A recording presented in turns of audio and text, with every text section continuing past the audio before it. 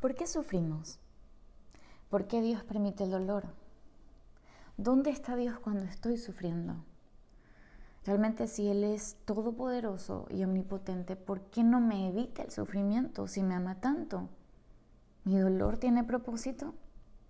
¿Por qué los hijos de Dios debemos sufrir? Estas y muchas más preguntas frecuentemente nos las realizamos cuando nos encontramos en medio del sufrimiento. El día de hoy vamos a descubrir las respuestas a través de la Biblia. Mi nombre es Alison Manrique de Cepeda, esto es Ali Manrique Ministry, bienvenidos.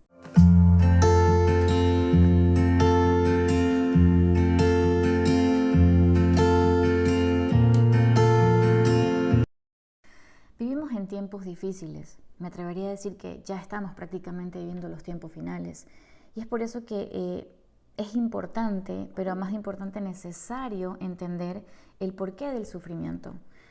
Todas las personas en todo el mundo presentan cualquier tipo de sufrimiento, de dolor, de desgracia, de aflicción, de tribulación, a toda índole, a todo nivel y en todo estrato. Como dicen, el sol sale para todos, para buenos y para malos. Buenos y malos nos encontramos en algún momento en sufrimiento, ¿sí? Sin embargo, es importante separar y hacer una división para poder entender y encontrar respuestas a las preguntas que anteriormente nos hicimos. Para esto, debemos entender cuáles son los orígenes, el origen del dolor. Y para poder entender esto, debemos tener la clara concepción y la clara idea de que el mundo en el que nos encontramos es un mundo que cada vez va a peor. Está podrido, caído, corrompido y sí, o sea, es corrupto. Y el momento en que se llenó de corrupción es el momento en el que el pecado entró en el mundo. No es ahora, en la actualidad. Es un dicho habitual que nuestros padres decían, inclusive en mis tiempos no era así, o mis abuelitos en mis tiempos no era así, pero desde su época y desde inclusive mucho antes, por eso decimos que el mundo ya está en corrupción. En el mismo momento en el que el pecado entró en el mundo, en ese momento el mundo entró en corrupción. Dios había hecho todo perfecto, puro. En la Biblia mismo dice que cuando Él creó el mundo, Dios dice, en la Biblia dice, Dios vio que todo era bueno. Cada cosa que creaba vio que era bueno.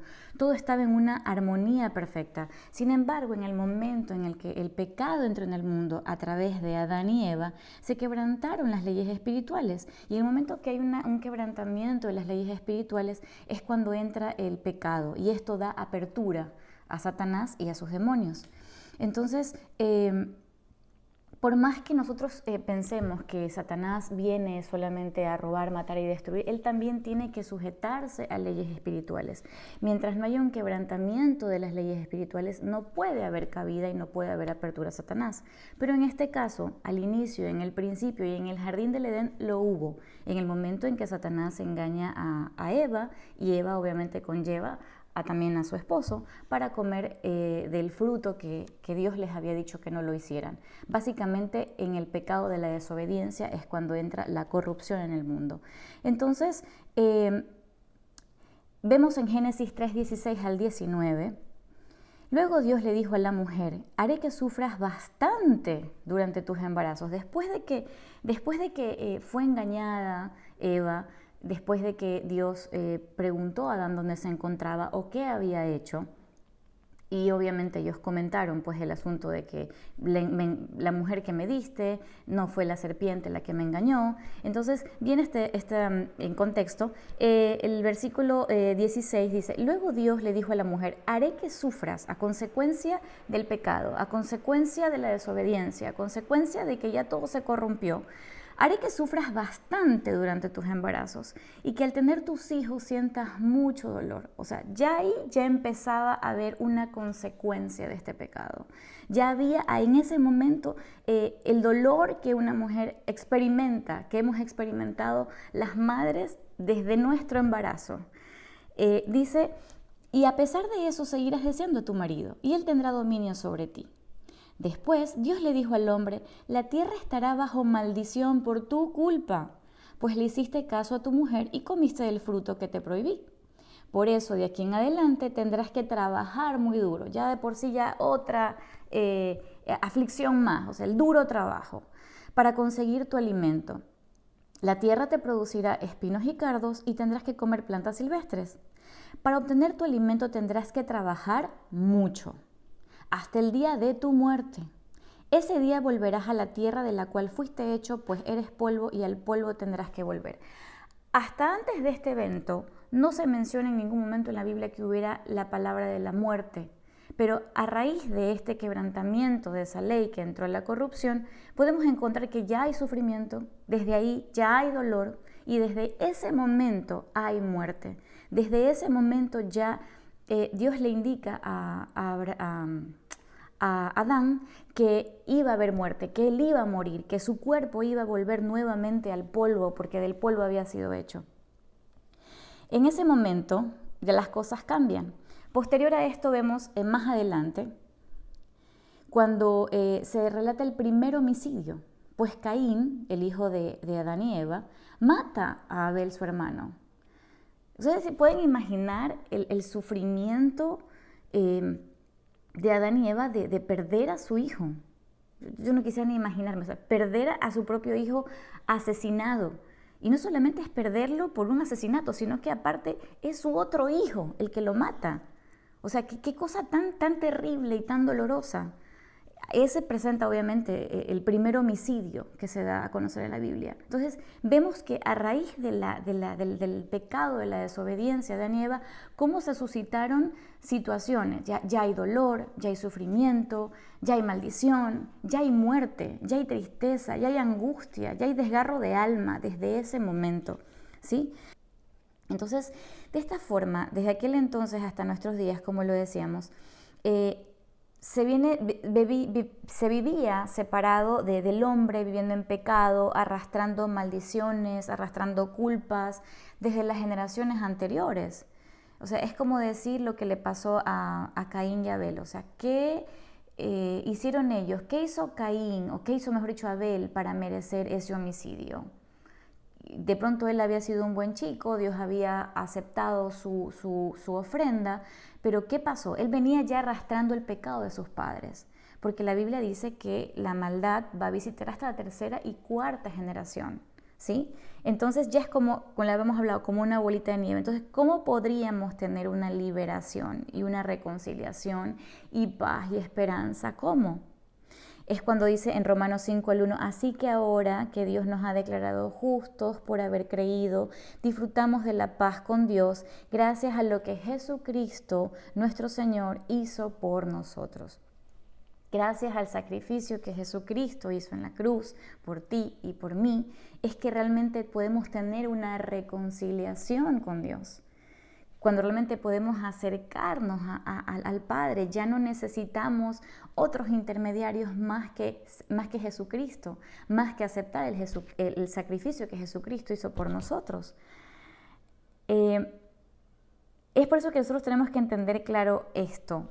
Al entender el origen del dolor, al entender el origen de dónde vino el sufrimiento y la muerte, podemos entender que Dios no es el culpable de las guerras, de las atrocidades, de las aberraciones, ni de las cosas que ocurren en nuestro día a día, que nosotros vemos o que nos ocurren inclusive en nuestro círculo íntimo, familiar. Dios no es el culpable. Es el pecado que entró en el mundo en aquella ocasión lo que desencadenó que el mundo completamente se corrompa. Ahora, el sacrificio que vino a hacer Jesús es no solo para esta vida, sino obviamente para la vida eterna, que es lo más importante, sino que tenemos la idea de que esta vida lo es todo, y no. Esta vida en algún momento la vamos a dejar porque ya quedó la maldición de que entró la muerte en este mundo. Pero Jesucristo vino a darnos vida, no solamente en este mundo, a darnos un cambio de vida, de dirección y de esperanza, y quitar esa opresión, sino que vino sobre todo a darnos la verdadera vida, que es la vida eterna, que es la que sigue, ¿sí? Eso lo vamos a ver más adelante en nuestra enseñanza.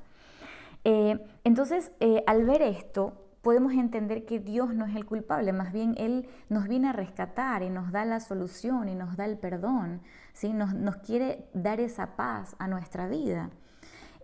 Como dice en la Biblia, El pecado de Adán no puede compararse con el regalo de Dios, pues el pecado de Adán hizo que Dios los declarara culpable. Desde ese momento en que Adán pecó, hasta el día de hoy es una vida de sufrimiento y de dolores. Desde ese momento no hubo una reconciliación. Entró el pecado al mundo y no hubo una reconciliación entre Dios y el hombre. Si bien es cierto que los sacerdotes en el Antiguo Testamento realizaban sacrificios, era como que cubrían prácticamente los pecados, pero no había una reconciliación verdadera. O sea, en ese momento que hubo pecado, hubo una separación de Dios y el hombre, ¿sí? Hubo ese quebrantamiento, ya no hubo ese acercamiento entre Dios y el hombre.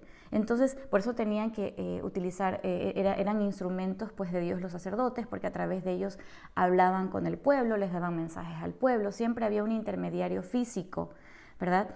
Pero en el momento en el que Jesús se hace hombre y nos da, pues con su sacrificio, la vida eterna, ese momento es el momento de la reconciliación. Continúa en el versículo donde dice, pero gracias al regalo que Dios nos dio, ahora Él declara inocentes a los pecadores aunque no lo merezcan. O sea, desde ese momento del pecado fue como una bolita de nieve hasta nuestros días, hasta que vino Jesús. En el momento que Jesús vino, eso cambió la historia, un antes y un después con su perdón, con su sacrificio. Fue el acercamiento y la reconciliación de Dios con el hombre y al Padre. Sin embargo, ya este mundo ya estaba sujeto a maldición y a todo el sufrimiento que posteriormente pues, se ha venido desencadenando y que lo vemos a lo largo de la Biblia y lo vemos a lo largo de nuestros días y de lo que acontece día a día en nuestras vidas, ¿sí? Entonces, vemos por ejemplo también en 1 a los Corintios 15, 21 y 22 nos menciona, así como la muerte llegó a la humanidad por medio de un hombre, también por medio de un hombre llega la resurrección.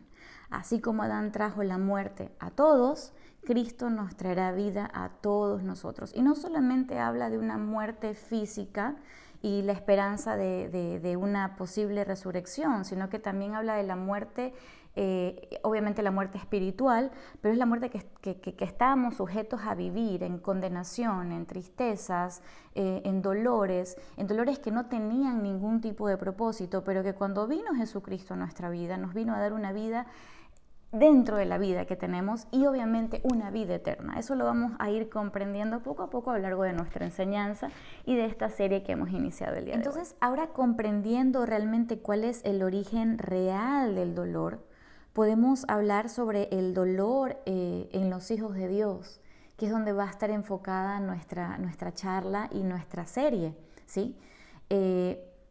Porque no todos somos hijos de Dios. Si bien es cierto que, como lo dijimos al principio, todos sufrimos, todos en algún momento, de cualquier raza, cualquier nación, buenos, malos, todos sufrimos, no todos somos hijos de Dios, ¿sí? Entonces, ¿quiénes son hijos de Dios? O sea, ¿a quiénes podemos llamar hijos de Dios? Porque es diferente el sufrimiento del hijo de Dios o de un hijo de Dios con alguien que no es hijo de Dios. ¿Cuál es la diferencia entre ambos? ¿O qué es ser un hijo de Dios? Eso es lo que vamos a revisar bajo la luz de la Biblia. En Juan 1:12 nos dice, pero a todos los que le recibieron, a los que creen en Él, les dio el derecho de ser hijos de Dios. Mira qué sencillo, mira qué fácil. No es necesario hacer sacrificios porque ya el sacrificio ya está hecho. Simplemente que a todos los que le recibieron en su corazón, a los que creen en Él, les ha dado el derecho de ser hijos de Dios. En Mateo 7:21 nos menciona, no todos los que se dirijan a mí llamándome Señor, Señor, entrarán en el reino de los cielos. Allí solo entrarán los que obedezcan a mi Padre que está en el cielo.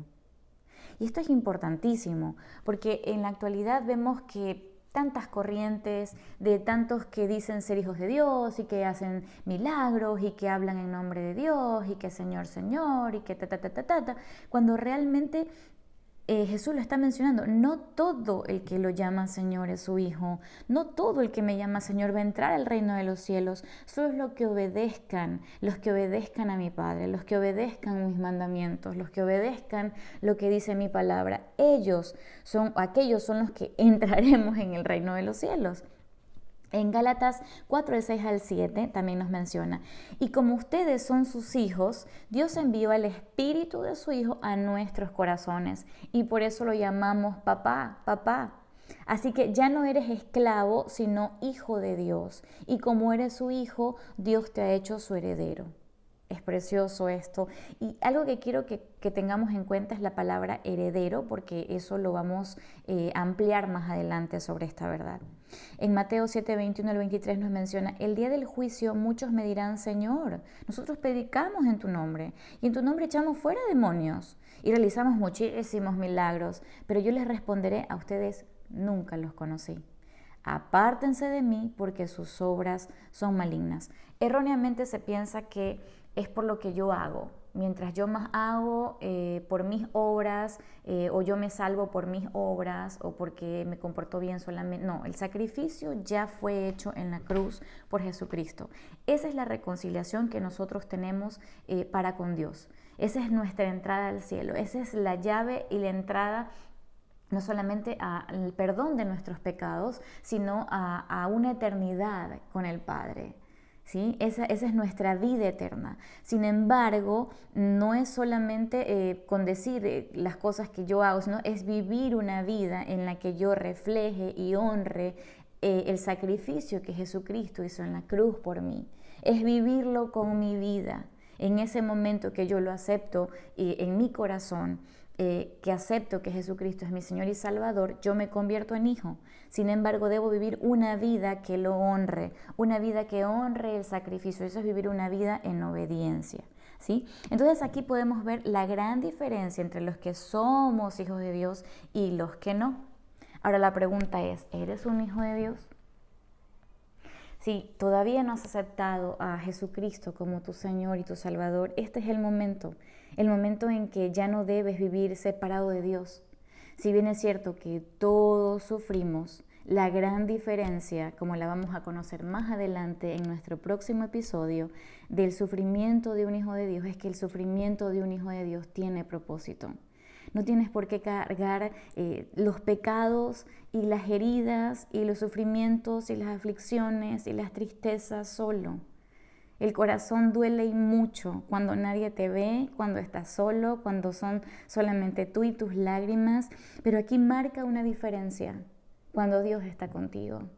¿Quieres ser un hijo de Dios? Este es tu momento para poder aceptar a Jesucristo como tu Señor y Salvador, decirle que lo recibes en tu corazón, que escriba tu nombre en el libro de la vida, que perdone tus pecados, que aceptas el sacrificio de la cruz y la resurrección que Él tuvo para ahora darte la vida eterna. Si lo has hecho, pues déjanos en tus comentarios. No te olvides de compartir este video y de darle me gusta y de suscribirte y de activar las campanitas. Síguenos también en nuestras redes sociales que las vamos a dejar abajo. Y los esperamos en nuestro próximo programa para poder comprender un poco más de esta serie que se llama Los sufrimientos de los hijos de Dios. Hasta la próxima.